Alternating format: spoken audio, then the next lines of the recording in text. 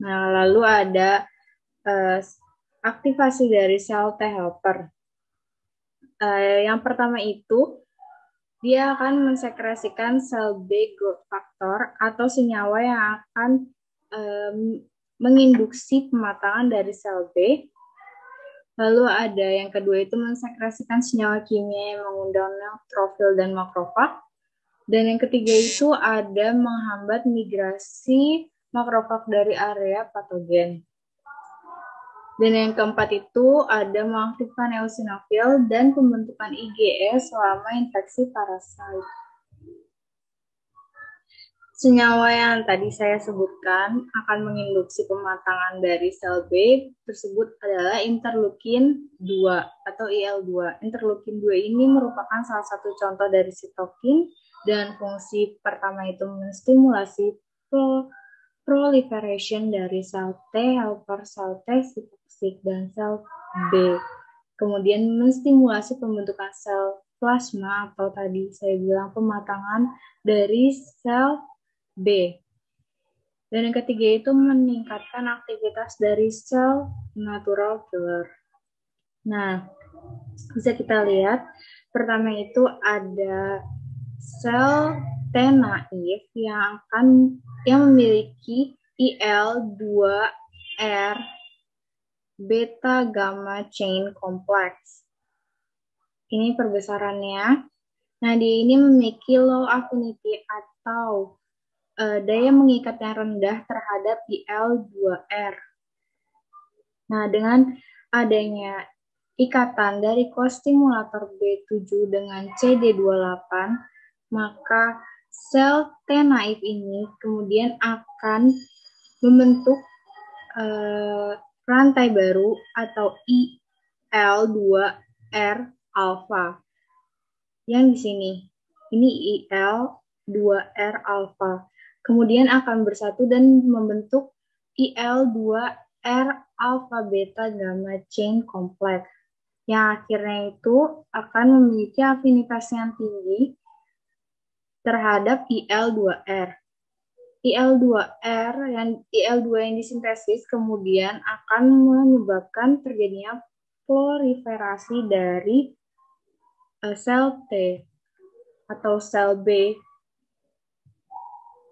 Nah, kemudian kesimpulan dari sistem imun seluler itu pertama ada makrofag yang mengingesti fragmen antigen, kemudian akan dibawa oleh MHC dan dikenali oleh sel T helper.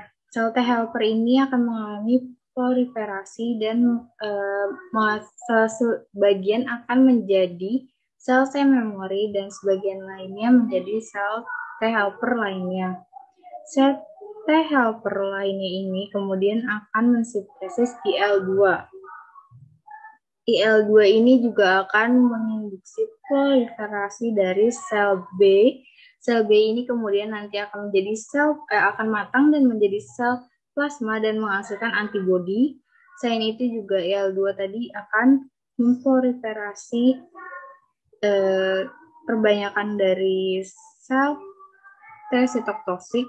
Nah, sel T sitotoksik ini juga nantinya akan mengenali sel yang terinfeksi dan menghasilkan perporin yang akan membuat pori pada sel dan menyebabkan lisis dan juga akan menghasilkan fragmentin yang akan menginduksi terjadinya apoptosis. Kemudian ada sistem komplement di mana pengertiannya adalah sistem enzimatik dari protein yang diaktifasi oleh berbagai reaksi antigen dan antibodi yang berperan penting dalam peristiwa hemolisis dan bakteriolisis. Kemudian kemudian sistem komplement ini terdiri dari fragmen-fragmen komplement dengan namanya itu C1 hingga C9 yang memiliki fungsinya masing-masing. Nah, manfaatnya itu dapat memberikan label pada patogen dan zat toksik agar bisa segera dieliminasi oleh tubuh. Contohnya di sini ada C1, di mana C1 ini merupakan molekul protein dengan berat molekul itu 7 750 kilodalton yang terdiri atas satu subkomponen C1Ki yang berwarna kuning, kemudian ada dua subkomponen C1R ini dan di belakangnya, kemudian ada dua subkomponen C1S. Nah, C1Ki, C1R, dan C1S ini kemudian membentuk kompleks C1 yang bergantung pada ketersediaan dari senyawa kalsium. Aktivasi komplement classical pathway. Nah, pertama itu diawali dengan C1 yang akan teraktivasi dengan membentuk kompleks antigen antibodi. Kemudian, C1 yang telah teraktivasi akan menginduksi perpecahan dari C2 dan C4. C2 akan menjadi C2A dan C2B, kemudian C4 akan menjadi C4A dan C4B. Nah, C2A dan C4B ini kemudian akan berikatan membentuk classical C-konvertase, di mana dia akan memecah C3 menjadi C3A dan C3B. C3A ini akan merangsang inflamasi dengan pelepasan histamin oleh sel mas.